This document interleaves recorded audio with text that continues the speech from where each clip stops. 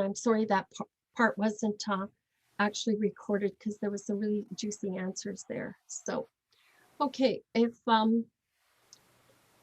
now I would like to show you some slides, and it's a little bit different because I'm not hosting this myself. So, okay, so let's go to share screen 1.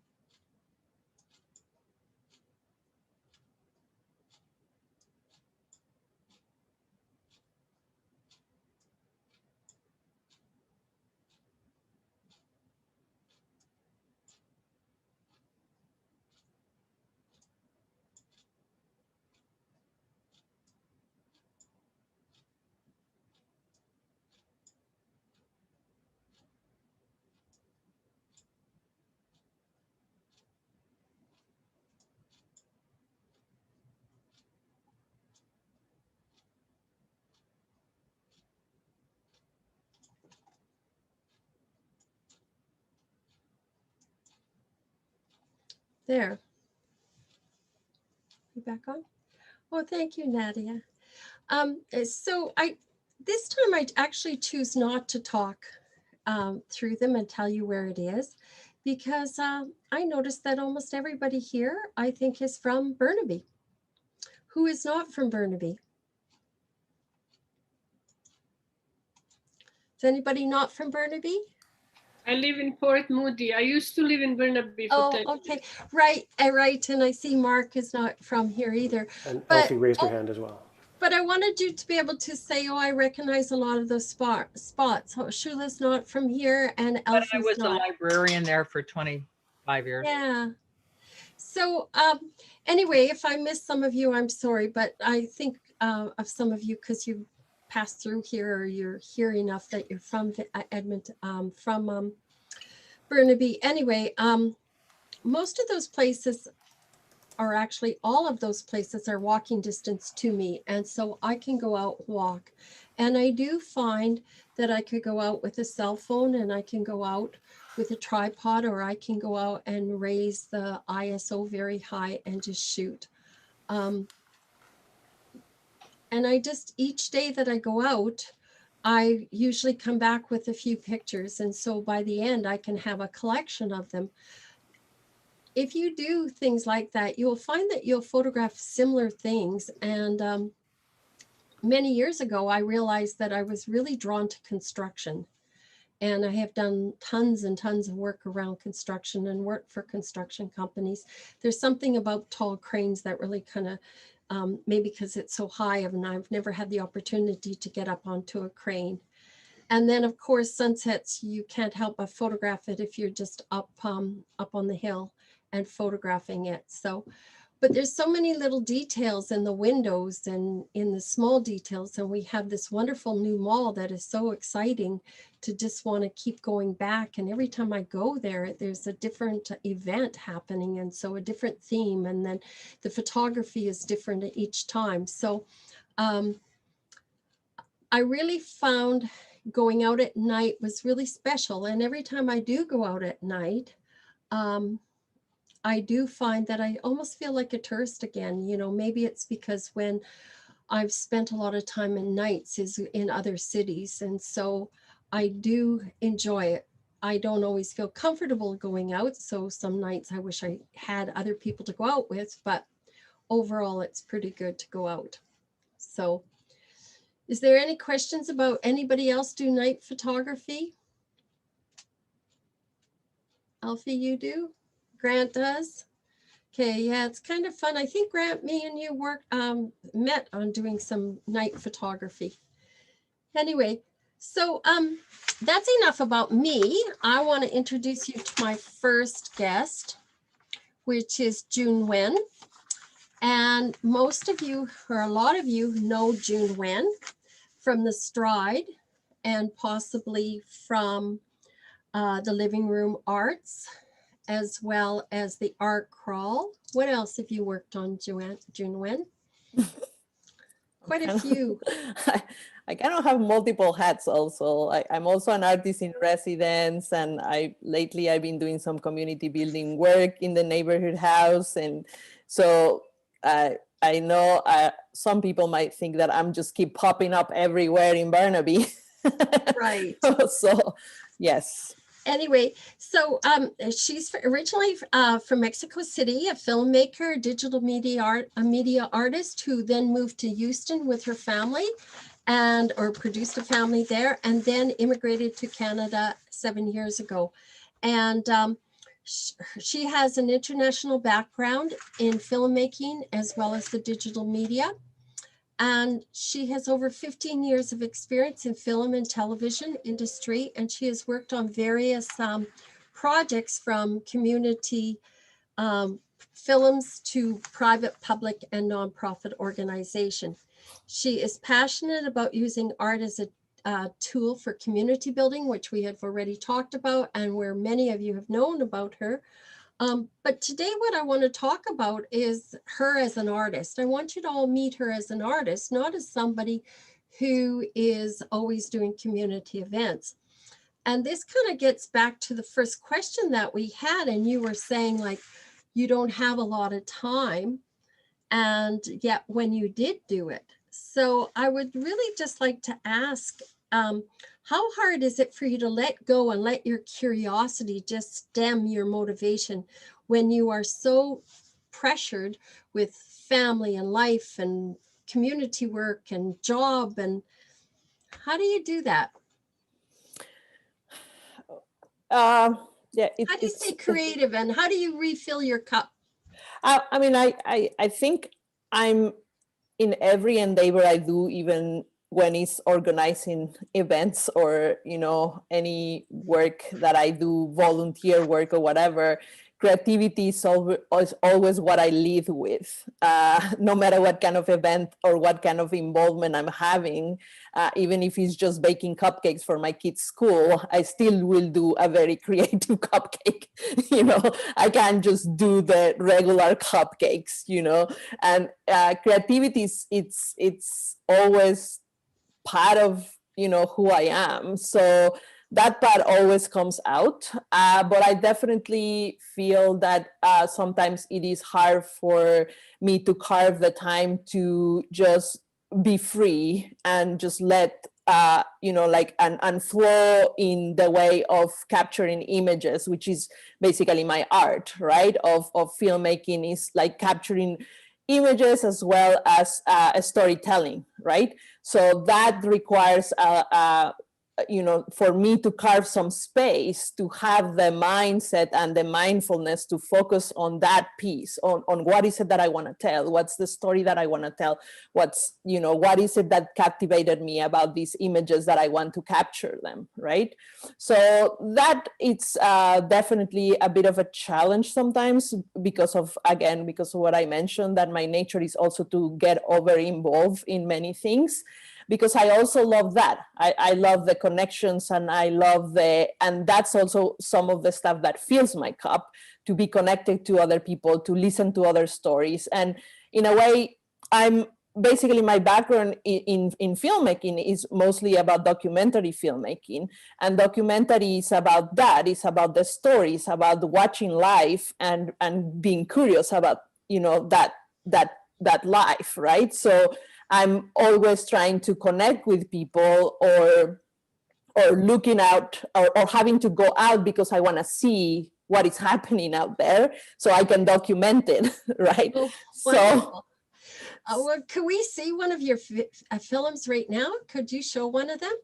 sure. And could you just give a little description? Is it a documentary also, Yuneun? No, so Okay. the two films that I'm gonna show now are not documentaries actually, and Okay. these are two more of like conceptual kind of films. I wouldn't call like experimental, in a way that I don't use different kind of techniques on it. It's kind of very straightforward filmmaking, but it's also but they're based on concepts and not so much about storytelling or documenting. The first one that I'm going to show is actually a film that I created over quarantine. And when we were in lockdown, as you said, we are always looking for those opportunities to refill our cup and to find those moments, carve those moments where we can do our art. And I was just hanging out at home like everybody else, and I was drinking a lot of tea, and I used to just like boil water all the time. And then my kettle one day was like, the steam was coming out of the kettle, and it's right next to the window, and then the light was actually hitting the steam coming out of the kettle in a way that I thought it was beautiful. And when I thought, I'm just gonna film this. I just love this visual. So I filmed it. And when I was filming it, I just thought the steam looks like it's dancing. And I have done a lot of film with dancers. And so I have a lot of friends that are actually dancers, and a lot of colleagues that I have worked with on film stuff related to dance. So I reached out to them, and I wanted to create a series of basically, I send them the video of the steam, and then they will do a dance interpretation based on that. And then I combine it with the footage of the steam. Wonderful. So, I'm excited to see this. So this is the film that I'm going to show first.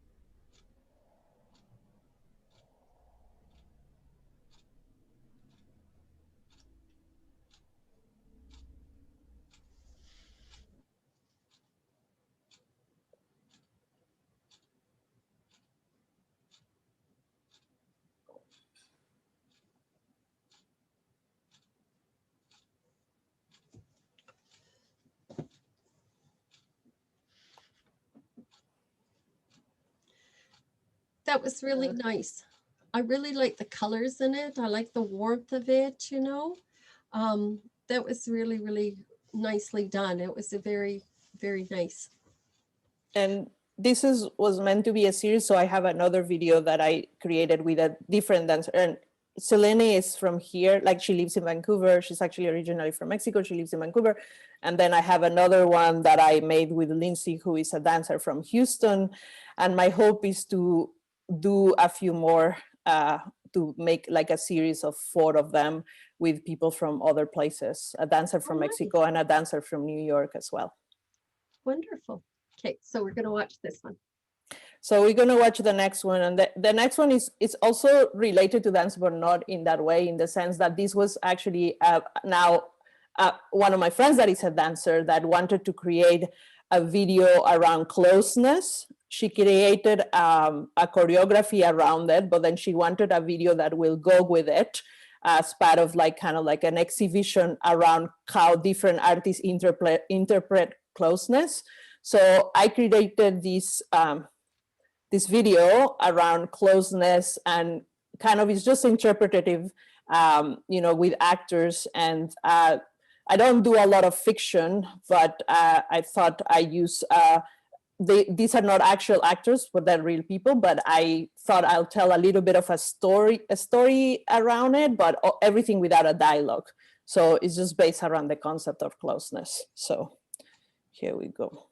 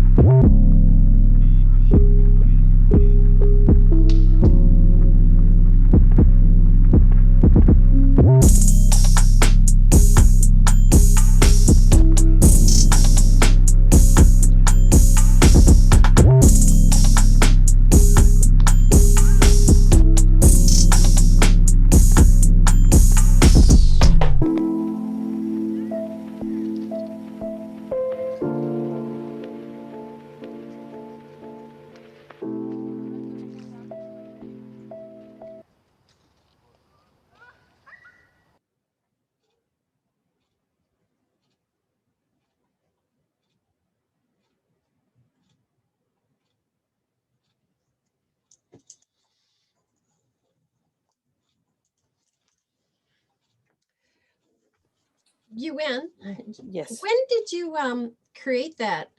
Have you done it since this COVID period, or was it before? No, this was before. Yeah, this was It's so before. fitting for today, though. It's almost like you knew that it would work.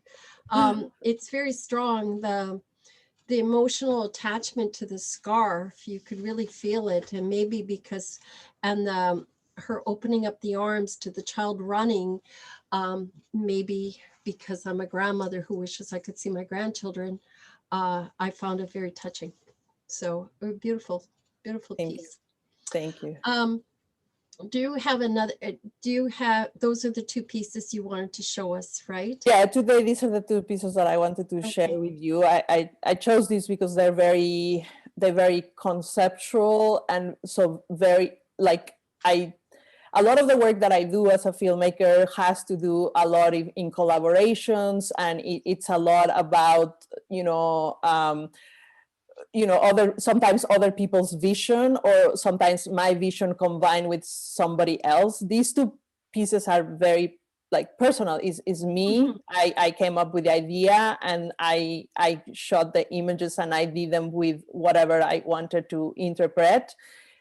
So they're very like it's a lot of me in them, which sometimes I don't get a lot. And especially when I do documentary, I tend to go to the style of like fly on the wall, where I really want to make sure that the voices of the people that I'm documenting, or the concept that I'm documenting, is really the voice that people see, not mine.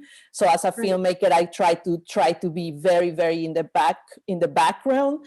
But with these interpretive pieces, it really, I can really just put a little bit on me in them, right?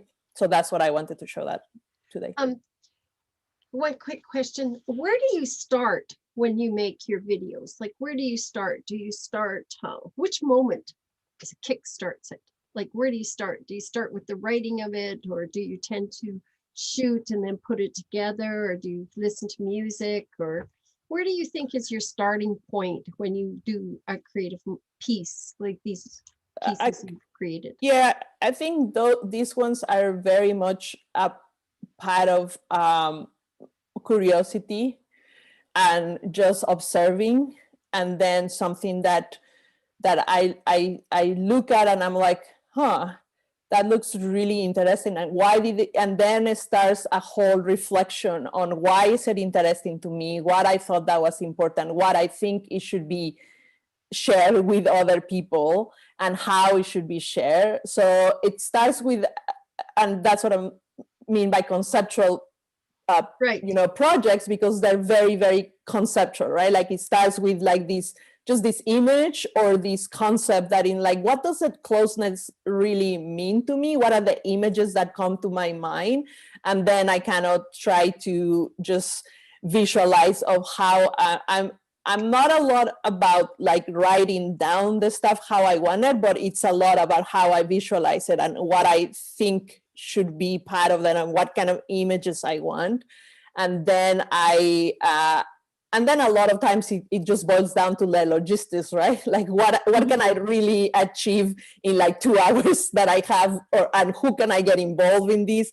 Who can I ask to be part of this journey with me, and how much time they have to give me? So like particularly in the closeness piece, I used non-actors, so they were all just people that, like my son is part of it, and and his friend, and then the couple at the end are one of my friends, very close friends, parents, and like that, right? So then it comes also down to I have to sometimes be flexible and modify it in a way that I get close to what my vision is, but with the resources that I have, which a lot of times are kind of limited, especially for projects that are passion projects. Yeah. Does anybody have a question for her? We're going to take 2 questions at the very most right now, and then we're going to move on, and we're going to come back. But if anybody has a quick question, put up your hand and I'll take it right now. Dorothy, ask away. I'm interested to know what technology you use to produce the film, like cameras, computers, software. Yeah. So I work with I have this DSLR camera. So I use a DSLR camera. Well, that's kind of like when I try to do something real quick, and then I have a HD camera, which is a little bit heavier kind of camera. But the DSLR gives me a lot of flexibility as far as like changing lenses and you know, and also being like really quick to be able to just get it out there and get it you know, get the job done. So that's kind of like my go-to camera nowadays. It's more of a DSLR camera just with capability for video, right? And then as far as the editing, I work, I learned actually in school, I learned Premiere, but then I was so frustrated when Premiere came out. I've been doing this for so long that Premiere was horrible when it just came out, when like 25 years ago when I was studying, and I kind of hated it so much that I grew up editing with Avid, and then I turned into Final Cut Pro. And I was editing with Final Cut Pro for the longest until probably 3 years ago. Then I switched back reluctantly to Premiere, but now I'm pretty happy because it connects Adobe. You are able to connect After Effects. I do After Effects as well. So After Effects, Photoshop, and everything, you can connect it and kind of like work seamless. So it's kind of good. And Premiere has improved a lot. So now I'm using Premiere for all my editing work. Great. Yep. Is there one other quick question? Okay, well, we'll come back to you. Just one quick question that I have for you. What do you do for digital media? You put yourself down as digital media artists. Do you take photographs also, Joanne? Well, I do a lot of, and I mean, I do take photographs. As well, but I use photographs as sometimes as just like inspiration, and also like kind of like a way to incorporate them with other stuff, with film or other things. But I tend to also do a lot of like installations that require media, in the sense of sometimes it might be lighting, sometimes it might be sound, and that they just, you know, about connecting people through like, you know, maybe software or cameras connected to different places. So that's what I do a lot of digital media work, because I involve other technologies, you know, in some of the installation work that I do. Great. Well, thank you. That was a real pleasure to get to know you more as an artist than just as a community leader. It's always nice. Many people here, even in this room, have multiple hats, and it's sometimes in our busy world, we're just meeting one person and just a piece of them, and it's hard to sit down and learn more about people. So I appreciated you coming on and sharing your artistic side with us, and we will come back to you. Okay. Thank you. So now I want to introduce to you Grant, and again, a lot of you know Grant. Grant also is the Burnaby guy from here, and Grant is accredited professional photographer and craftsman of photographic arts with the Professional Photographers of Association, and he has built a reputation for pushing the boundaries of photographic art. He also has he is a big supporter of the arts in Burnaby. He has also worked on the Stride, the Arts Crawl, the Living Room Arts, Photography Connection. I mean, if there's a project going on, he's in. So that's really good. So, he is known to break rules in photography. So he likes to play and break all the rules and take it all apart and then put it back together. So welcome, Grant. And what I would like to know, I have a question for you. Mm-hmm. Do you prefer to push the boundaries before you photograph something, or are you more likely to push the boundaries after you photograph it and then play with it? I hate it when people say, that's a really good question, when they answer a question, but that's a really good question. It's a juicy question. It's a juicy question. Yeah, I'll have to ponder that more another time. But I think the answer, it's a bit of a balance.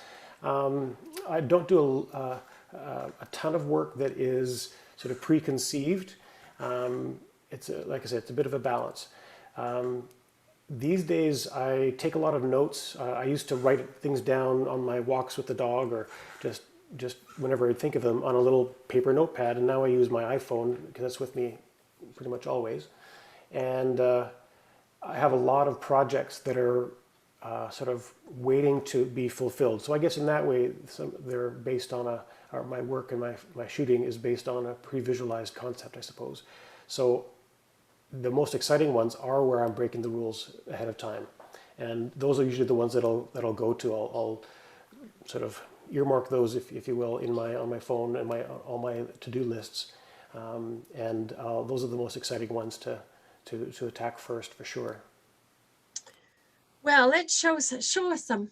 I know Okay. I've seen a lot of Grant's work, and let's show some of your playful images. I will. And in fact, as I was preparing for tonight's presentation, and again, thanks for the invite, Carolyn. This is great. You're welcome. I appreciate you guys coming on as artists. It's awesome. The Stride Festival has been so much about creativity and innovation and pushing boundaries. It's right up my alley. So I thought in light of that, or to follow that tradition, I'm going to do something a little bit different. Carolyn did mention that I do enjoy breaking the rules and breaking photography and playing with those pieces. And I'm going to actually show you some of those pieces tonight. I'm going to take you down the rabbit hole that I explore.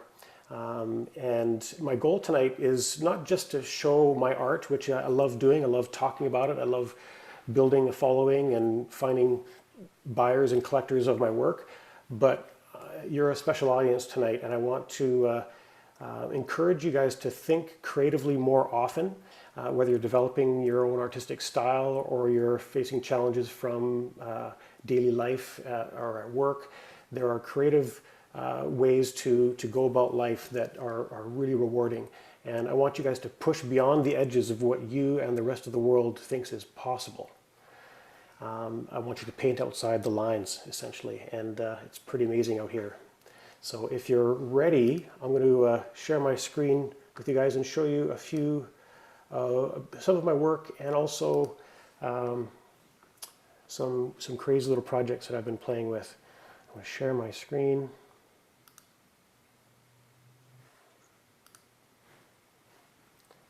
Okay. Can you guys see a big tree? Yes. Yay, it's working. All right. So I thought I'd open with a couple of kind of straight up fine art pieces that I've worked on. I've worked more and more towards having authentic pieces of art that I'm working with, that I'm producing. I've talked with a lot of artists, photographers, painters, sculptors, and the word authenticity keeps coming up. So I've really tried to work on creating works that are photographic. When I'm calling it a piece of photographic art, I want everything in it to be to originally come out of my camera, and that's the case with something like this here. It's very easy these days to create things digitally in Photoshop and all these amazing software tools we have to create something out of nothing and make it look real or look like we want it to look. And I do that once in a while. They're really fun to play with, but I try to make things that are genuine, or I'm most proud of those pieces anyways. I won't say that I never do it. I've also learned that you can take photos upside down. The camera doesn't have to be right side up. You don't even have to be looking at it or through it to take an image. This one actually is up at Burnaby Mountain. A lot of you might recognize this site. There's a bit of a twist here. This is all in camera, actually.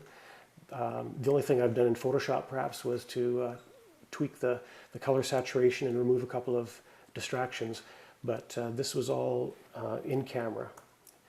In fact, Carolyn, I think that was during one of our photo connection walks we did up at that location probably about 5 years ago now, 5 or 6 years ago. Yeah, it was actually. Yeah. It's still a very nice image. Thank you. This is one of my favorites of yours. Thanks. This is actually from that very same night. Oh, really? intentional camera motion has become one of my hallmarks, and I like to. I find many of them very beautiful and very abstract and surreal sometimes, but I often like to add more of a story. They often become, I'd rather have them be characters in a bigger story than standalone just for the graphic interest. So sometimes I will play a little bit more and tell a story with these pieces. So this is actually that same Playground of the Gods, I believe is the name of the art installation up there, the totems. And that's what you're seeing here, and then the ravens have been added afterwards, also shot locally. This is another example of an intentional camera motion shot where I have my camera shutter open for probably about a quarter second, and I'm moving the camera, and it's facing lights in the city. In fact, this is right here in Burnaby Heights, just on Hastings Street. And you'll notice that paper airplanes and crows and ravens show up a lot in my work, and I'm not sure if a therapist or a psychologist would tell me that that means something. I think it's a good thing.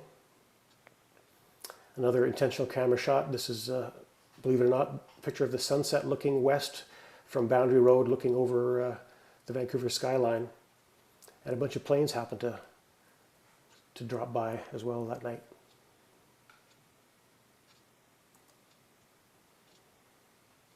So this was actually very recent.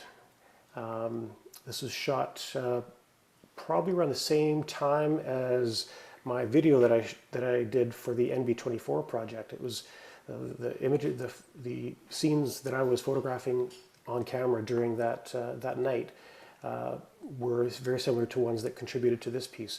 This is all photographic. The only way I used Photoshop in this was to add multiple layers or multiple individual exposures together. Even the color that you see is from one of my own photographs. And on their own, each one makes a really cool little line or gesture. But I wanted to explore and see what would happen if I added them together, and I came up with something that looked to me animated, and has mass to it. There's actually weight here, and this is actually light. I'm photographing light here. But by using cues and anchor points and reference points that we use daily to tell which way is up and where the sun is, and kind of helps us ground ourselves and navigate, I use some of those same tools to give these two-dimensional photographs a sense of depth and a sense of life. Here's another. These are also photographic captures that I've added together.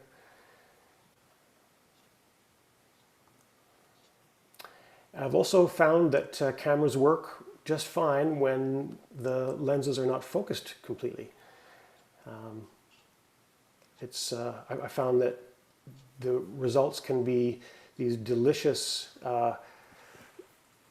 this delicious combination of optics and technology and light that occurs, and I just find it really fascinating to explore photography in different ways. And here's an example.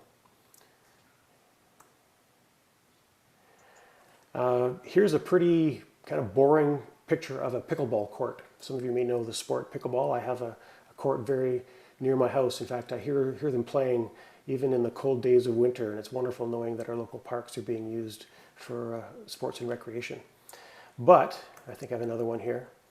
I have probably a few thousand photos of boring pickleball courts and tennis courts and basketball courts, different colors.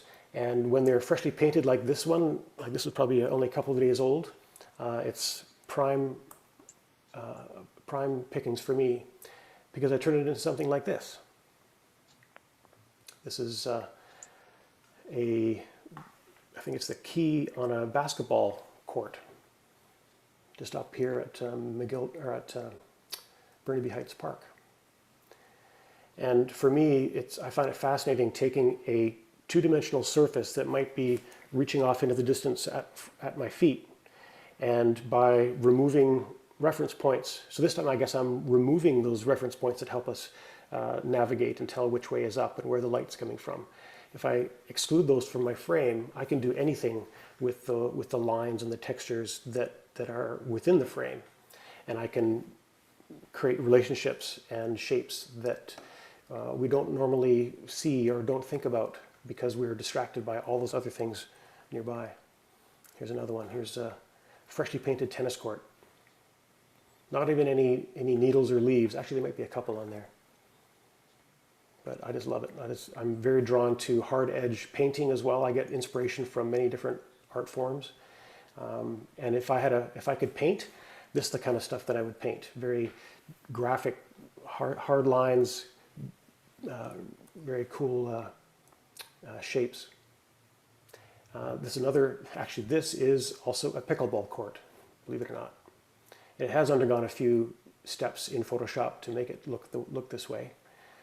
And this reminds me of glass blowing, just the translucence of colored glass. It's one of my favorite pieces. So there's a transformation process a lot of this goes through. And Carolyn, you asked before if I break the rules before I shoot or after. It's almost like this endless loop now, so I'm not sure which point I'm on. I believe this is kind of breaking the rules a little bit. It's definitely taking things out of context, which I guess is within the rules.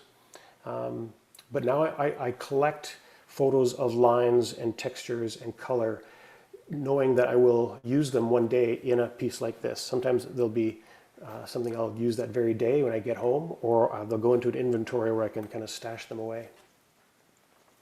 So here's another shot on the left of I think it's a couple of different sports courts layered together with a bit of a mid-century Mondrian effect added in. Interesting piece on its own. I think it's kind of cool. And then in Photoshop, there's a tool in there, or probably a few different tools or techniques, to create a virtual sphere complete with light and shadow. And those spheres were made from that photograph on the left that has itself gone through a couple of shifts. So then I thought, well, if I can make three-dimensional spheres, virtual three-dimensional spheres, what else could I do with them? So here's a lacrosse court, a basketball court, tennis court, pickleball court, and probably another tennis court in there. So again, now I'm using light and shadow and scale and reflections, things we refer to every day in our daily lives, to create something kind of fantastical. And I'm not trying to trick anyone into thinking that this is real. So while it is computer generated or computer aided, I'm not trying to fake reality. Clearly this doesn't exist in the real world, but there's a sense of whimsy or a sense of wonder here that I think it might invite the viewer to take a closer look and then realize what in fact they're looking at. This is a piece I actually had printed and had on display during one of the living room art events many years ago. And in fact, one of the visitors to that event bought this from me. I custom printed it for him for his home. He lives just down the street from me. So that was great to make that connection. Another example of a two-dimensional surface. This is actually one photograph, but it's been treated in Photoshop in a way to make these spheres. The background is actually a single in-camera capture, and then I've done that 3D sphere effect. I don't know about you, but my eyeballs are kind of jiggling back and forth as I'm looking at this. There's this really cool optical illusion going on. I better change the slide before my eyes go crossed. The folded page on the bottom right here, this print here, is actually that same photograph you just saw on your screen. By the way, Carolyn and Yuneun, could you just confirm that you can see these okay? Yeah, Yeah, yeah, okay. this is full frame. Okay, I'm sure you would have let me know by now. So I thought, I started getting into this three-dimensional path where I wanted to remove the photograph from the frame on the wall, figuratively. I wanted to peel it back from the edges of my computer screen and treat the photograph, or treat this image that I've captured as a thing, as an object, And then I thought, what can I do with it? So how about I fold it? So I wanted to see, and I'm very interested in origami and paper folding over the years, and I thought, why not do that with a photograph and use an abstract photograph with strong lines as well? Why not? So what I thought here, and this is a bit of an experiment, I wanted to print a photograph, fold it, and then photograph the folded print. You have to follow along here, and then print that, fold it, and photograph it, and keep printing. So what we have here is a sequence of that evolution.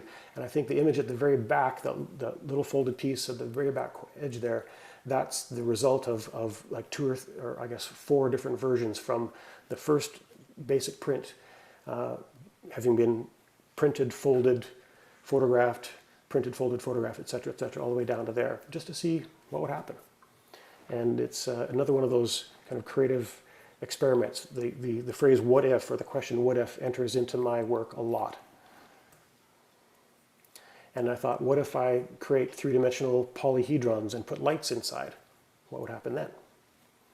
These actually also were part of a Living Room Art in the Heights exhibition. They're like little jewels. They're quite delightful. Lots of ways to fold and present photographs. The photograph becomes an object itself. It takes on a different meaning. And then the X-Acto knife comes out. And again, looking at folding and 3-dimensional sculpture, really, these almost, again, are reminiscent of glass blowing to me. They have this kind of organic, flowing kind of feel to them. And I take a 2-dimensional photographic print, and I very strategically cut and bend and fold and play and manipulate and see what happens to this 2-dimensional, well, I mean, a piece of paper is technically 3-dimensional because it does have thickness, but for these purposes, it feels more cool to call it turning it something 2-dimensional into something 3-dimensional. I suppose it was a 2-dimensional digital image at one point. And here we are with something you can hold in your hand, and it has weight, it has mass, it has real weight and mass, not just virtually. This is a form I call a nautilus form. And this is, and the thickness of the paper, the width of those strips, the weight, the weight of the paper, all impact how a piece like this will sort of unfold and sit and hold itself up. Using thin paper or super thin lines versus really chunky strips and heavier paper, there's a different, it's a different being. There's another piece. Carolyn, you mentioned the photographic possibilities of the new, the amazing Brentwood development. This is actually a photograph that I took down there quite a few years ago, and it went under the knife as well and became a 3-dimensional piece. And these ones are hanging, they hang in the air, so they're not even on a tabletop. And then I thought, what if you put a light fixture inside one of these pieces? So these pendant lamps are probably about 2.5 feet tall, 3 feet tall. And you can see the scale next to these admirers here during an exhibition I was in a couple of years ago at 100 Buried Street Studios.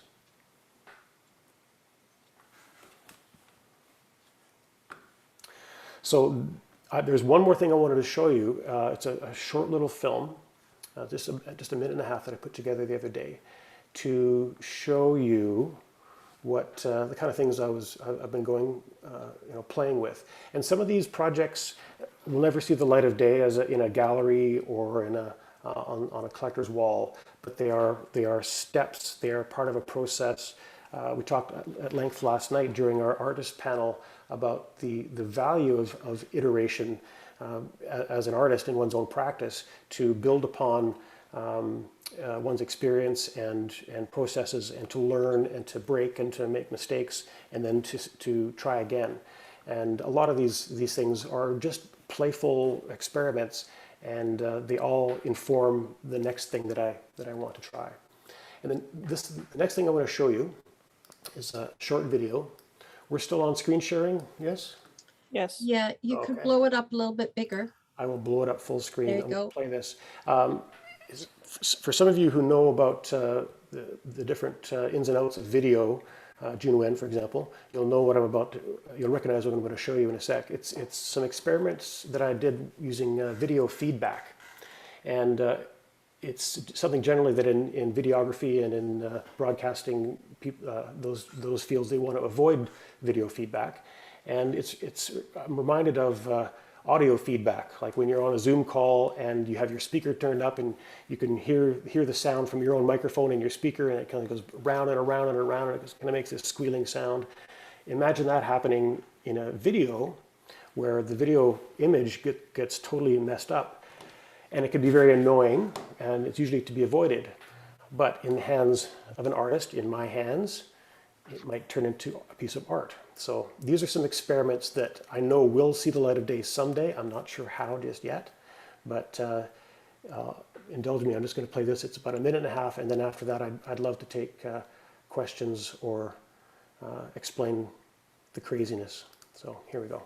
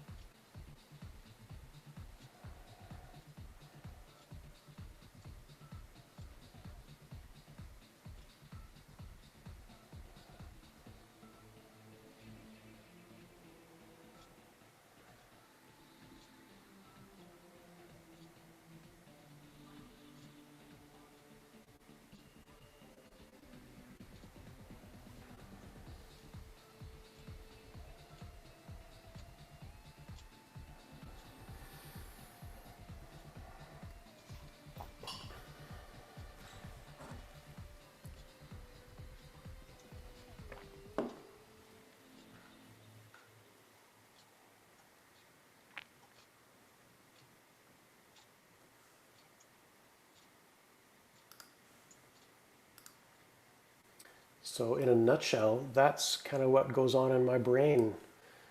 Not the spirally lights, but that's the kind of stuff that I like to explore. That's great. Grant,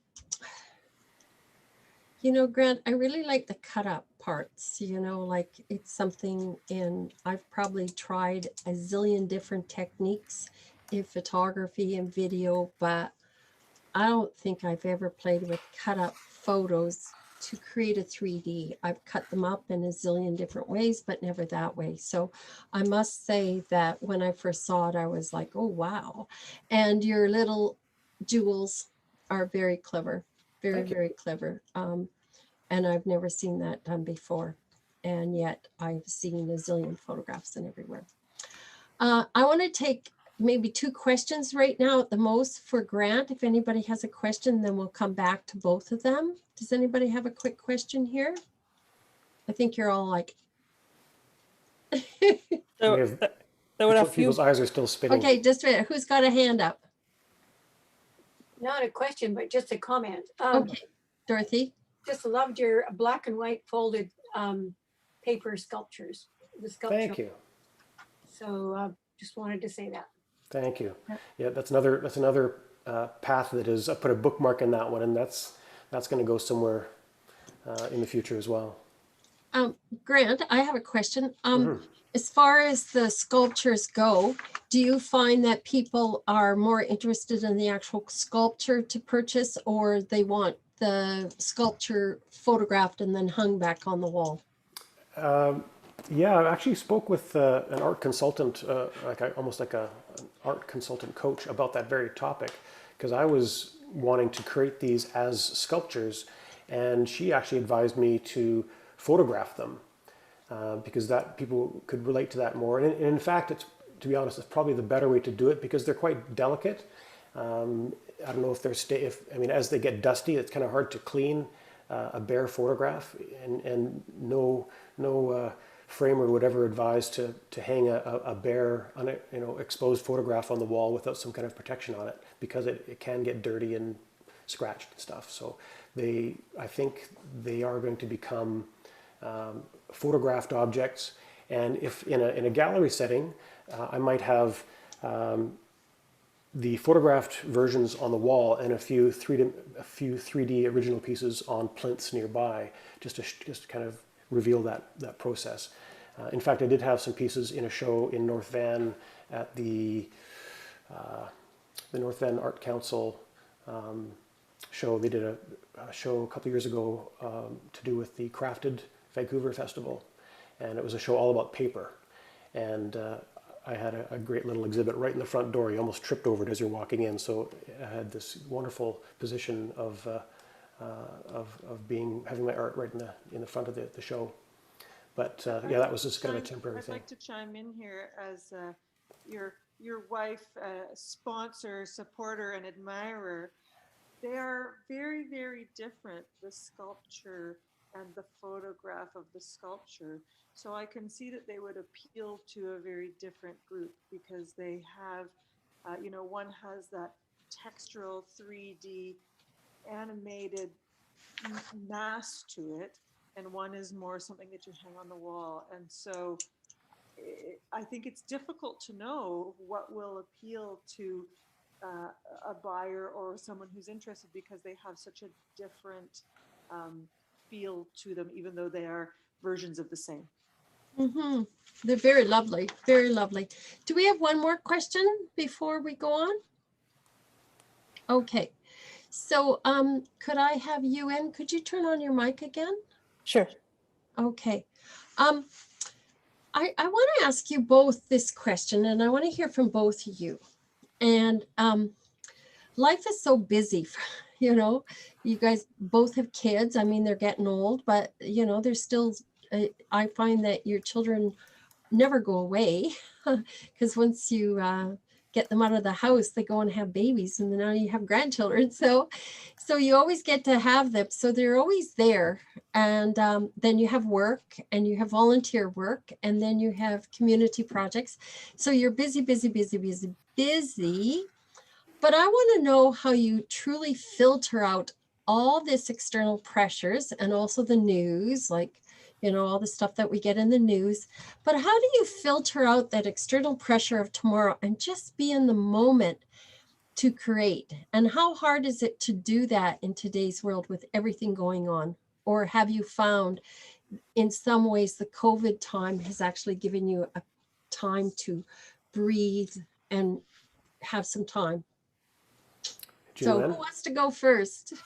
Let's go with you. I actually gonna start by saying that scheduling a coffee meeting with Grant is how I actually zoom into creative work. Okay. Grant and I have one of the most amazing creative conversations, and every time I meet with him, I come out with this, again, re-energized and, completely focused on doing creative work, even though I'm doing a lot of busy stuff. I think is challenging for sure. It's not that easy, but again, I think I just repeat again a little bit of like, when I'm like really, art is where I go when I need that energy, when I need that focus. So if I'm doing something, involving the arts or creativity, I tend to be very focused and be very motivated to do it and be very, mindful and in the moment, even if it's, related to organizing, but definitely when I'm working on a project that is a creative project and an idea, I somehow manage to be able to put everything away. I do, like, as far as my filmmaking work, I have done most of my work even when I was at school and when I didn't have kids. I usually I do my best work in the evening, so I will completely like do everything I had to do, and then I'll sit down and then I'll spend like 2-3 hours, like from 10 in the night onwards, like, and that's when I would be able to actually like focus and do the editing and do the work. I tend to work the best at night because I think it just gives me that peace of mind that nothing is gonna bother me. Everybody's asleep and I can just completely focus. So that continues now, and definitely with the kids, that was the time when I would put them to bed and then I will do my work, right? So that way I can, because I don't want this to also be a situation where my brain is constantly fighting about like, I want to do this, but no, I have to do this. Like I will say, I have to be, in the moment of being a mother right now, or in the moment of being working right now, or in the moment I want to be in that moment. And then at night, I know I get to be the artist and I get to, do crazy stuff. So I try to do that. That's really good awareness to yourself, Yuneun, to know that if you have this little space of time, that's for you. So you're very lucky that you're very self-aware, that you know that that's your time, and yeah, it's hard not to look forward to that time. So good for you that you've managed to keep that time, that moment just for you. And you, Grant, how do you stay in the moment and just do it? I'm not, my wife Michelle will attest that I'm not a very good multitasker. So when I am busy doing busy things of life, one busy thing that other things aren't really happening.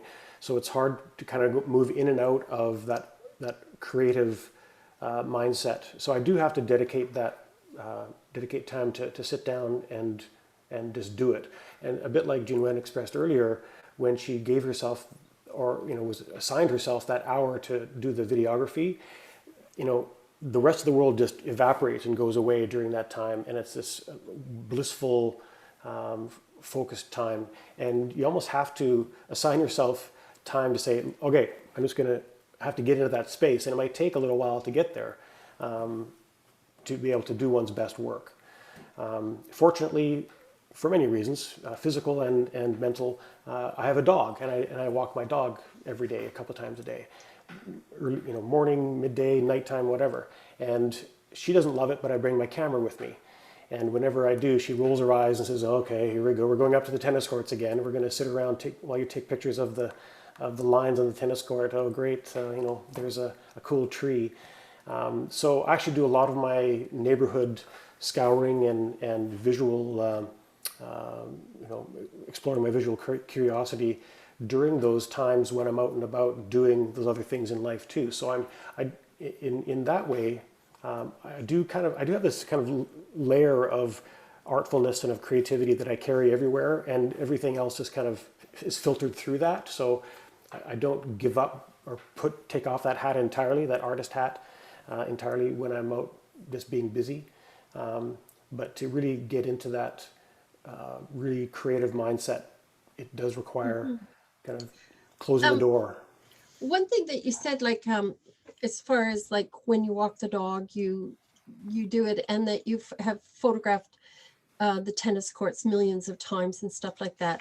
And I think that is so important for visual people or photography, is that we are creating a library. It's very much like a sketchbook where people lots of times will sketch and they'll re-sketch and they'll sketch and they'll practice almost. And then once they get the idea down, then they'll go to the canvas and actually print. Yep.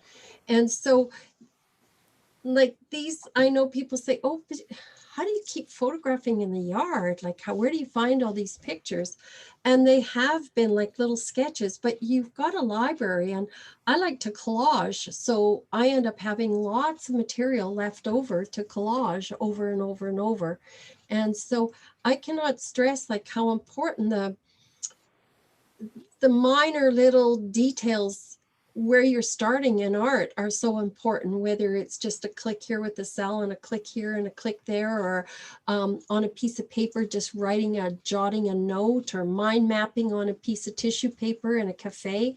All of these starting points actually can end up accumulating into a big project.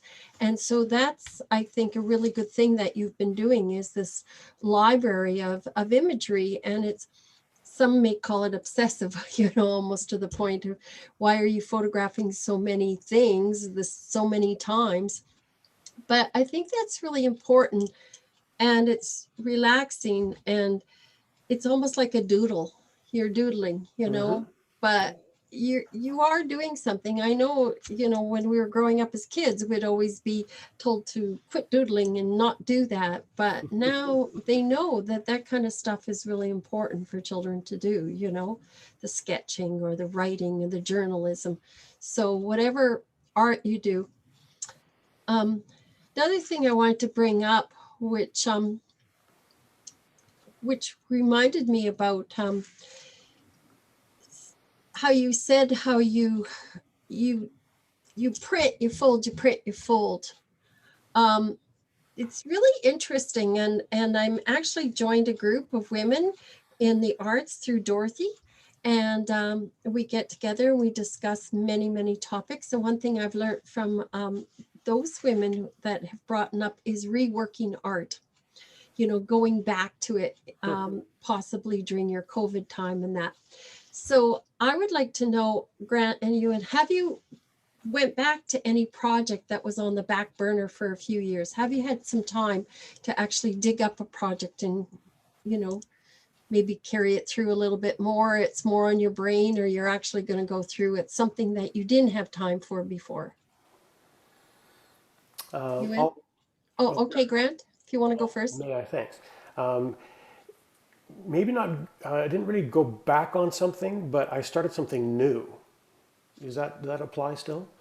Not really. I was thinking more reworking something, but if you're Right. making something new out of reworking something, maybe that you started years ago and you're doing a new twist to it, that's fine. But I was just curious whether you've kind of reworking something, you're coming up, like a film that maybe you made a while ago, Yuneun, that you want to redo, or re-add to it, add some music to it, or just work from a different perspective. I know, like your dance, you have two different perspectives, one from a dancer, one from the artist. So have you done a project like that? I'm just curious for myself. Yeah, so I think my process, I like, actually in the process of making the film, I watched the thing over and over again so many times. Like like for me to, when I I don't think I have actually ever called any of my films final or done. I'm just like, okay, the deadline is up, I have to show it, I just show it. But I never, and I think that's something that maybe artists struggle a lot, that we never completely satisfied with what we have. And but in my process, because it's about film, and I go back and I watch it, and like I watch my films, by the time I'm done with the edit, I watch them probably over 100 times. So I watch it again and I try to get the rhythm. Is it the rhythm right? And then I have to look at the audio and the sound, and I have to do. So usually I'm always hopeful that I'm like, because I'm never completely satisfied with how things end, and I wish I had more resources, or I wish I had to done an interview in a different way. There's always something. So I'm always thinking I'm gonna go back. But if I'm honest with you, I have never go back to any of my films. Like I have never done it. I was just really curious because, one part of mindfulness, actually, which you kind of added to this, is the being non-judgmental. And artists can be never satisfied, that it's never completed. It's never like exactly the way they wanted because of a technical or monetary or time-wise or whatever. So that's kind of where I was leading with that question, is like, when do we know when we're done? When we can actually say, breathe and say, oh, that was a release. You know, like it's very easy to go out for the day, for the moment, and just be in that little moment and just create and find that inner peace and find that calmness and find that gentleness and be satisfied. But once you start accumulating and making the project bigger and bigger and bigger, when do we know when we can say we're done? I don't know. That's a really tough question for me. I usually struggle a lot with that piece of when do we know when something is done, or when do I also even in the organizing part when I should not push anymore to do something bigger and to make something better, what I think is better. I think it's really hard for me, and that's a piece that I think I wish I would be better at it, and the mindfulness will help me. I think one of the things that I started doing, which is kind of, it doesn't sound like it's productive in a way as far as my filmmaking, but I realized that in the beginning of my career, when I was started doing filmmaking and photography, I used to want to photograph everything and film everything and document everything, and I had my camera always with me, and that and nowadays I don't. And sometimes I'm okay with it. I'm okay with not filming something and not shooting something and just enjoying it in that moment and being there and saying, oh, this is so beautiful. And I'm just enjoying it as a person. And I have the idea. And I could have done so many things if I shot it, but I didn't. And it doesn't matter because I saw it. It's in my brain.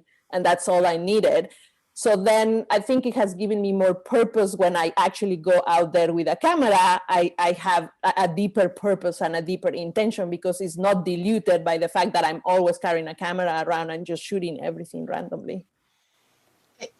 Sorry, I want to add to that. When I was doing these pictures of nighttime photography, there was one picture there that was like in the back alley. And it was the most beautiful sunset and the sky was so gorgeous. And I thought, oh my God, by the time I race there, it's going to be gone. And so I actually just sat in the back alley with the telephone poles and the crows pooping everywhere and enjoyed the sunset there. But I have to say, that was only a couple of years ago. It honestly took me till past 60 to be able to really enjoy that moment and to say, it's in my heart, it's in my eyes, it's in my brain.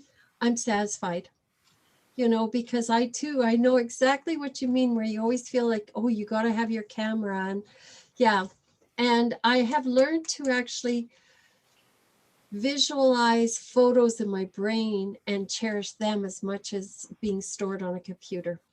So yeah, and that's to me, that was a special moment to accept that.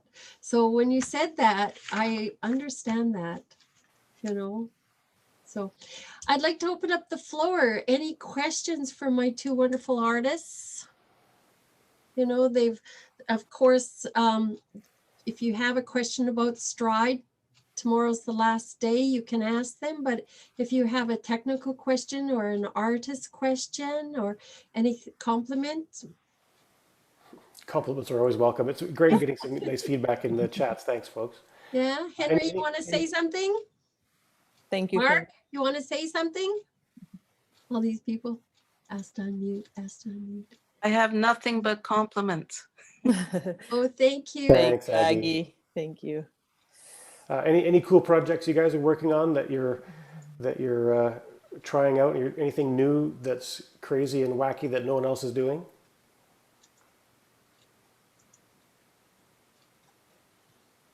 Well, I hope you find those things. Yeah, it's interesting to do something out of the norm. I actually had a phone conversation with somebody today about that, you know, saying, do you think this is it normal? Because sometimes we get these wacky ideas and we go, you know, maybe because I'm so sheltered in my life, this is not a wacky idea. It's something that is done all over the world or something. That's one advantage to the internet these days, is you can always Google it and see who else is doing it to see if you've got a interesting idea or if it's actually on Pinterest 1,000 times. Well, So full disclosure, I when I discovered, in quotes, my video feedback phenomenon, I thought, oh my God, I've invented the next amazing piece of visual art. No one else is doing this. I'm sure the actual shapes and things that I was getting were unique. I mean, it's all based on circuitry and math and physics and all those things. So it's very unique to each time it happens. And obviously, I haven't been watching enough media over the years because video feedback has been a thing and used as an art form. People experimenting with it like since like the 60s and the 70s. So it's been around for a long time. Yeah. I think even before that, Yeah. Priscilla, oh, sorry. Priscilla, did you have a question or comment? Oh, No. okay. Rebecca? Yeah, hi. Hello, nice to meet you. Yeah, you too, Carolyn. Thanks anyway to everybody for sharing your work. That was wonderful, Grant and Yuneun. I did have a question about the video feedback a little bit. If there were certain images that if that was all feedback what we were seeing, or if there were certain images that you were videoing together. I'm glad you asked.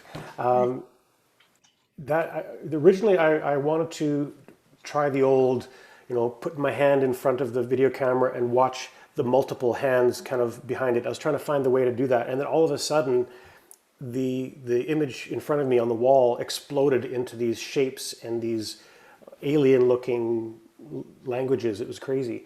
And I found that sometimes it worked, sometimes it didn't. Sometimes the screen went black. So I'm not actually, all I'm videoing is the wall. So this is the projector shining or sending out an empty signal essentially at first. But then the video camera next to it is recording that and feeding that into the projector, and then sending that out to the wall. But there's nothing has changed. It's just the wiring and the glitches that are happening in the process, the hot sensor pixels, things like that, triggering something, and then that little trigger goes around and around and around and is reflected or mirrored and bent over and over and over again. But sometimes I could actually put my hand in front of the projection, the light of the projection, cast a brief shadow, or with a flashlight, insert a stimulus, if you will, or a catalyst, and then that would get things going in totally new ways. So it almost felt like I'd love to try this as a live giant projection event where, as an artist, I'm actually creating it live with the screen that everyone else is looking at, but that is almost my canvas at the same time. So I can be part of that, and I think that might be what makes it a bit unique, because I don't know that I haven't seen a lot of video feedback that's been done where a human has entered that cycle. So that's pretty exciting. So stay tuned for Stride next year. Yeah. Oh boy. Oh boy. Oh boy. It's very reminiscent of your other work of the layering and you're just using a different medium to create the layering, and also that you don't really know what's going to happen. Very similar to when you're doing the shots, moving your camera at night. You really don't. Moving the camera, I'm starting to get better at predicting that stuff. But yeah, the video feedback stuff is very, very new, and it's just exciting to go down that path. I've got probably a couple of hours worth of footage that I've shot recording this and doing different experiments, and some of that will, I think, become raw materials for future work as well. It felt like going into like the bloodstream or something. Yes, like a cross section of blood vessels and something that was alive. Yeah. Gray matter. Yeah. Yeah. Cool. Thanks. You bet. Yep. That's how our conversations go. It feels like we're diving into this bloodstream and going crazy. We actually have to, when we get together for coffee sometimes, we have to say, we're not going to talk about art. We're not going to talk about projects. We're going to talk about our children or the weather or what a great cup of coffee I'm having. But no, that never happens. Well, always, we had a couple of times rules that no new projects. So we could talk about Right. things that we had talked in the past, but nothing that it would be considered a new idea between Grant and myself. If we had the resources, and maybe one day we will have the resources to do all the things we want to do, you won't be able to stop us. Now, Yeah. see, that goes in the non-judgment, the money thing, there's always the money when it comes to art, It can like be. who's going to pay for the materials. So you just have to create and not worry about it. So any other questions? I saw Elfie put her hand up there. Oh, Alfie. Did you have a lot of technical training in younger years or mathematics? Everything is so precise, like Are you talking to me or to Yuneun? to you. Grant. To me. I have a science degree and an education degree. My parents were both artists. My dad was worked in physics and electronics. So I like to think that I play on both sides of the kind of the linear logical side of my brain, and also the free-form open-ended question what if side as well. I'm a math nerd, totally untrained. I love science and math as well. So I would imagine that does leak into my Those in art, yeah. Totally. Good question. Anybody else have a question for either of the artists? Okay. Thanks you guys for coming. Yeah, thank you. We just want to round this off with a few things. I think I'm getting some feedback. Yes. Feedback? What's that? Yeah. Quick, record it. Okay, so this is the second last day of the stride. Rebecca, you have something tomorrow, don't you? Are you? Yes. Yeah, yes. So yeah. tomorrow Rebecca is having an event, and I'll let you talk about it if you wish. Perfect. And then after that, we're going to hear some music with my husband playing drumming. So if you could have the floor.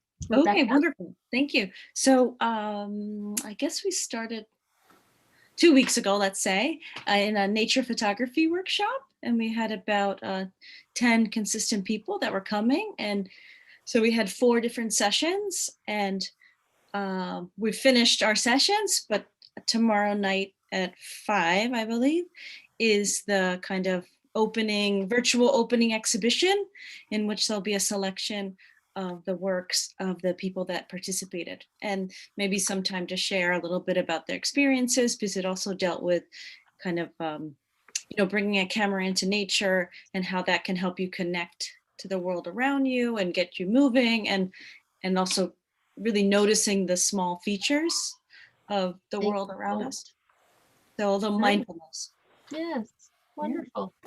So I'm looking forward to it. It should be really Yeah. exciting to see it all.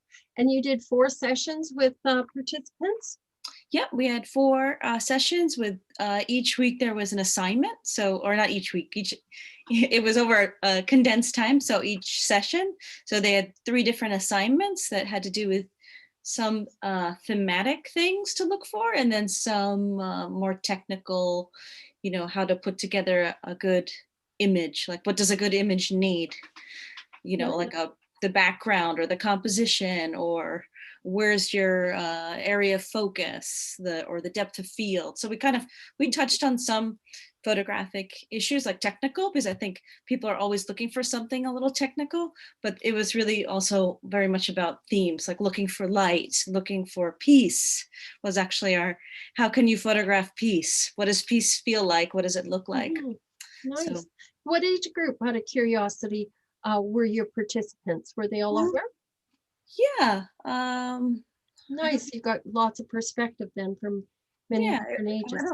I don't think we had anyone like youth age, but I think there was a good range of adults, different adult age people without categorizing anyone. Yeah. Nice. Yeah. Well, if you guys want to register, you can go on weareburnaby.com for the people who have not registered, or basically for tonight, if you go back to that website, you can register for Rebecca's event. And then through that, you will see Yuneun and Grant give closing ceremonies to the Stride. Yeah, we're kind of tagging along here after Rebecca's online exhibition, and we're gonna do Nice. a bit of closing remarks about the festival, about these two, actually wonderful 2 weeks that we were able to put together, and so yeah, so it would be awesome to see you again tomorrow, for all of you that have participated in multiple events at Stride. And then of course tomorrow is also your last day to check out the art displays. Grant and I have an installation. If you haven't seen it, we put an installation together called Reframing the Window to Our Soul. It's down by McGill Park, and I'm totally biased, but I recommend you go and check it out. It's awesome. It's awesome. Dorothy, I saw it. She posted on. I saw it. social. I photographed it. Excellent. Definitely worth Nadia too. Good. I'm so glad you checked it out, Dorothy. Yes. question. After the performance and after they give the closing, then we have some music happening. And I just Yes. want to tell you, this is really kind of exciting, and this leads into my next thing, is that the band is going to play from five different homes. The musicians are, with the engineer in the 6th place, and it's all going to be fed out to YouTube. So it's kind of magical. And then you will actually go onto Zoom, go to Rebecca's event and listen to Grant and Yuneun, and then you will click a button and go to YouTube, right? Yeah. And so that's going to be at 8 o'clock, and actually it's going to be on our website. So you have to go into our website, and then you will be able to click to go into the streaming. Yeah, so that's really, really exciting. So what I want to just tell you about is in February, very soon, there's going to be another round of grants given by the Vancouver Foundation. And this mindfulness started because of that grant. That music started because of that grant. And I know some of your events, Yuneun and Grant, started because of that event or that grant. And so, Bronca, would you like to mention anything about the grants? These are, I know you're not all from North Burnaby, but you could check in your own community. I know, Karen, you're Langley, you're Alfie, you're North Shore. So there might be some, but I have to say, for me, this grant was really, really positive. It was something that I wanted to do something for COVID, but at the same time, I have a few conditions that I didn't want to go out and risk not being safe. So the idea of learning Zoom, which was very beneficial to me, plus providing something. And like I said, this is the 10th one I've done. And so it's just continued on. And I get emails thanks saying that it really, really helped them. And it's been very enjoyable. And I see people coming back. And so I know it's really helped people. And it's been wonderful for me. I've gotten to know artists more in depth. I feel connected to them. I feel connected to the audience. So for me personally, it's been a really wonderful thing to connect. And I really do appreciate those grants because it gave me the motivation, because otherwise I could have gotten into the lazy-fazy day of COVID and just had more meals or something. So it actually was really, really good for me to get up and to be motivated to ask people to come on and to keep going. And so, Bronca, would you like to say something about these wonderful grants? Thank you, Carolyn. Yes, I just typed in the chat the website where you can actually look for more information and where you can apply from February 23rd. We have enough money this year because we have some leftover funds from last year since the regular grants were not happening. So we only had responsive small grants. Basically that were adhering to those restrictions, the health region restrictions. So please do apply if you have an idea. It's really great. This year we actually gonna have 2 deadlines. So one will be in the spring and then another one from September to November, so that the projects can happen after a new year and in December and January. Please look at this website. The information will also be at the Burnaby Neighborhood House, and I'm looking forward to see some of you. And I know that some of you already had grants this year, and so thank you for that. Yeah. Well, thank you, and tell Vancouver Foundation, thank you. I have really appreciated it. So Mindful Art with Carolyn will continue, so you can go to the website and sign up. My next guest is going to be Mark Habdas, who is an international bird photographer. And so that is quite a bit different than dance videos and tennis courts that are made into spheres. So quite a bit different. So that will be in 2 Fridays from now. So I'm very much looking forward to that. I must say that COVID has turned my husband and I on to hummingbirds. We never really had time, maybe. The link to the bird photographer, I'll have to send it to you, okay? I don't have it here, but his pictures, he's got a beautiful website with over 3,000 birds all documented. He's amazing at documentation. So yeah, I will probably continue this since I'm not going to be able to race off to Toronto and see my grandchild. So I'm hoping to do more of these because I have found that they're very enjoyable to me. I want to thank Joanne. Thank you very much. I appreciate it. It's nice to know you more as an artist. Thank you very much, Grant. It's so nice to meet you even more in depth as an artist. And thank you to all for coming. So Thanks, everybody. Thank you, everyone. Thank you. Goodbye. it's so nice to see you all. So any other last questions for Grant and Yuneun? You're free to go. Nadia, you have something to say? Oh, it was just wonderful. Thank you. It was lovely. I enjoyed it all. So it's nice to get, like you said, nice to get to know both of you, well, 3 of you, a little bit more than just sort of working together on the committee. That was really nice to be able to share a little bit more about yourselves. So thank you. I really enjoyed it. Thank you, Nadia. Thank you. Nadia is one of our key team members on the Stride committee. We wouldn't have all those fantastic venues on the Heights without Nadia's hard work. So thank you. Thank you. We have a few artists from Stride. We have Rebecca, we have Dorothy, and Tammy was here. Yeah. And who else? Yeah, she had to speak. Karen Lowe, I think, was our videographer. Okay. From NB24. Any of these people? I don't think so. No. I don't recognize you guys. Maybe next year. Participated in the NB24 film. You did? No, some people that are here. Yes, I did. Dorothy did. Oh, really? Purse as well. Purse, Dorothy. Oh, of course. Yeah. Yes. Hi, Purse. Hello. Right. Terrific. Well, hi, Purse. Nice to see you. Like Yuneun said, that look forward to stride number 2, you know. We'll have to go strides, you know, kind of, because there'll be 2.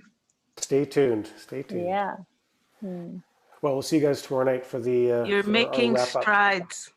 Yes, strides. We're going to write that down too. Better. That's a good way to put it, making strides. You're hired, Aggie. Yeah. Very good. I have one question before you go. I'm a little confused about signing up for tomorrow night. If I sign up for Rebecca's, are Yuneun and Grant going to give their closing remarks at the end of that session? Yes. Okay. And then the music is separate. Yeah, the music is just a streaming, so you don't have to register. You just have to go to our website and then click on the event calendar. And then when you click on to like watch here, then you click that, it's gonna take you to the streaming, to the YouTube channel where we're gonna be streaming it. And there's going to be a break between the two, right? Yes, there's a break. A couple of hours difference between the two. Oh, yeah, the Rebecca's event is from 5 to 6, and then the concert is at 8. And the concert is, as I said, is not through Zoom. It's just a YouTube link, and it's just a streaming because of what Caroline mentioned. It's actually very technically complicated in the sense that all the band members are going to be playing in separate spaces, and then it's going to get mixed, and then it's going to get streamed. And that's very difficult to do in Zoom. So they're doing it, and then we are streaming it out to YouTube. You know, Dorothy, this is really exciting. I was really impressed when they did this event for one of the guys' parties, Christmas parties, staff parties. And I went, oh my God, I got to send this to Joanne and see if she'd be interested in having them play. So they agreed, even though it's a bit technically complicated, because we've been spoiled. We've been seeing shows from the Shadbolt, but they have money, right? For, you know, the band goes there and they have 3 cameras plus the overhead cameras, and then they have the crew. And they do it out on Vimeo. So this is, I think, musical magic to be able to do this on 0 budget, basically, you know. So I think these we can remind everybody that the Strive Festival is almost being done with 0 budget. Yeah, no, I know, but other than the neighborhood small grants support for some of the events, this has been really just a community effort, like of a lot of people volunteering to do this, you know, for free. Yeah, you know, and some valuable North Host staffers, of course. Yeah. Yeah. Well, it's been such a good thing to do at this time of the year because, you know, like I remember when we first sat down and we were first started out, well, okay, second art crawl. Well, I don't know if that's going to happen. You know, actually we had the meeting, we were going to do a second art crawl. And then when we met at Waves, it was like, that was before the cutoff in March. And it was just happened so fast. Yeah. Right. We pivoted. And it doesn't look like we're going very far for a while. So not after today's news. So stay healthy out there, everybody. Yes. Stay safe. We want you to be healthy next time we do a big community event. We want you back. And go out into your neighborhood. There's so many beautiful places in Burnaby, you know. There's up on the hill. There's have you all seen the owls? Yeah, the owls. No, where? Pardon? Where? Owls? The owls on the Linear Park. Yeah. So you have the owls, the Linear Park and the new mall and there's up on the hill halfway between Burnaby Mountain, there's a street. There's a street that has a lookout and a little park there. Hythe Street. Yes, that's where Hythe. Yeah. That's where this came from. One of these pictures were beautiful, beautiful. And then you can walk down to the ocean. You can take the trail and walk down through past the dog trail. That's one of my favorite places to go. You know, I love to go down there and dance on the beach. Yeah, I love it. Love it. And then there's the dog walk, which is on Burnett. So Burnaby North has, I think, the best parts of Burnaby. I mean, Deer Lake is special too, but you know, maybe we'll just take Deer Lake and add it to our section. Can we do that, Bronca? Everything above Highway 1 is north. I know, but we want to add Shadbolt to us. So, well, thank you. Thanks, everybody. And thank you, Grant. Thank you, Joanne. Pleasure. Thank you, Carolyn. Thanks, everybody. Carolyn. Thank you. Thanks, Carolyn, for organizing. Welcome. Thank you. Yeah. Thank you. All right. Bye. Okay. Good night, everybody. See Take you. care. Thank you. Good night. Thank you, Purse. Thank you again. Thank you. Good night. Good night. Thanks for coming again, Aggie. Yeah. Thank you. Hey, Karen. Oh. Hey, Karen, where are you? Carrie, can you hear me? I'll call you. I'll call you in a little bit. You All look right. tired, sweetie. Okay. Thank you for coming. I appreciate it. Thank you. You are the best. Oh, you're so sweet. And thank you, Henry. You've come to one or two of these, haven't you? You came to Linda's, right? Yeah, I came to Linda's because Because you take dance with Linda, don't you? That's where I know you from. Yeah. Yeah. Have you been in class the last little bit? Are you There's still doing Tuesday night class with Linda? no, because I work now late. Oh. But I'm doing class at the Shadbolt. Salome brought Barbara Bourget in to do class on Nice. Friday mornings. Nice. Yeah, I'm back at Shadbolt on Wednesdays. Okay. So, yeah, it's so nice to be back there. Yeah. Okay. Thank you very much for coming. I appreciate it. Thank you, Yuneun. Okay. Bye. Bye. Bye, Henry. Good night. I'm gonna hit the record stop button Oh, now. thank you. I wish we would have gotten the first little part.